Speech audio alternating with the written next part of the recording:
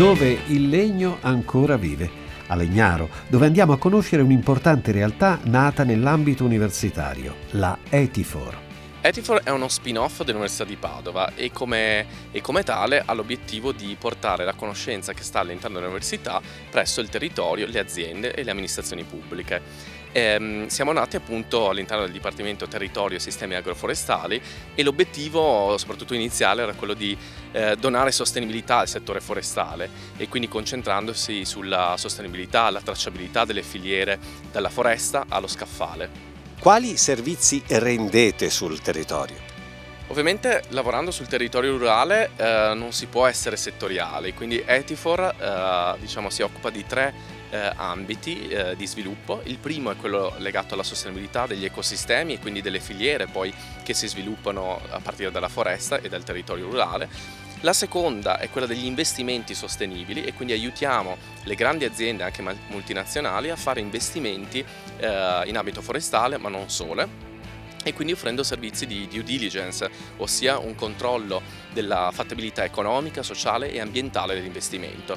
La terza area, più indicata verso la valorizzazione del territorio, è quella del sviluppo turistico e in particolare aiutiamo le destinazioni turistiche a presentarsi con un piano di marketing, con una strategia di marchio d'area, proprio per emergere all'interno del mondo globale. E i risultati sono stati decisamente positivi. Diciamo che siamo stati abbastanza sorpresi perché siamo partiti da giovani dottorandi presso l'università e attualmente abbiamo circa 20 dipendenti, quindi in 7 anni siamo una società già che ha lavorato in 46 paesi al mondo e non solo in Regione Veneto, quindi con ottimi risultati, lavorando appunto dal piccolo cliente della PMI veneta, l'amministrazione pubblica veneta, ma con realtà come la Banca Mondiale a livello internazionale, quindi diciamo che è un successo, è una buona pratica del mondo universitario che va verso l'impresa.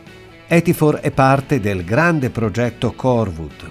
Etifor, come spin-off dell'Università di Padova, ha da subito preso parte a questo tipo di progetto e ha cercato di raccogliere i dati, in particolare dei gestori delle foreste, ed analizzare questi per ottenere dei report di natura scientifica, perché appunto noi siamo uno spin-off universitari, spendibile anche al grande pubblico ovviamente. Quali sono le vostre attività specifiche in questo progetto?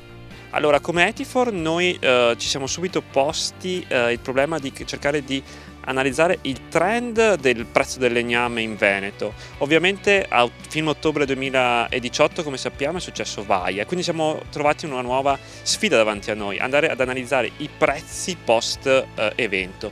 Abbiamo da subito cercato di raccogliere i vari dati e da lì abbiamo cercato di fare un osservatorio dei prezzi dell'evento post Vaia, non solo in Veneto ma anche in altre regioni come vicino a noi, in Trentino, a Bolzano e anche in Austria, perché come sappiamo il prezzo del legname, il mercato del legname è un mercato globale e quindi va osservato tutti attentamente. Oltre a questo aspetto, quello del monitoraggio e di questa ricerca sul prezzo del legno, in quali altri settori si è declinata la vostra attività?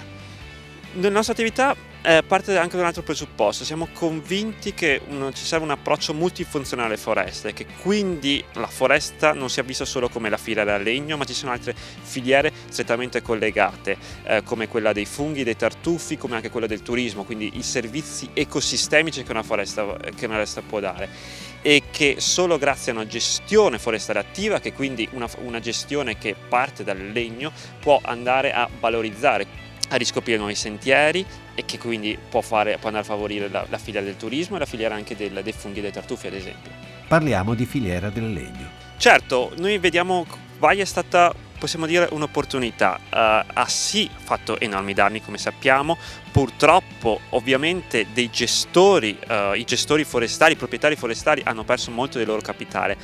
Però su questo si è andato a innescare qualcosa di interessante. Abbiamo avuto sul mercato, si sono affacciati nuovi interlocutori che speriamo nei prossimi anni di mantenere come filiera veneta. Interlocutori intendo di nuovi acquirenti, non solo veneti, ma comunque possono dare nuovi spunti, nuovo risalto alla nostra filiera.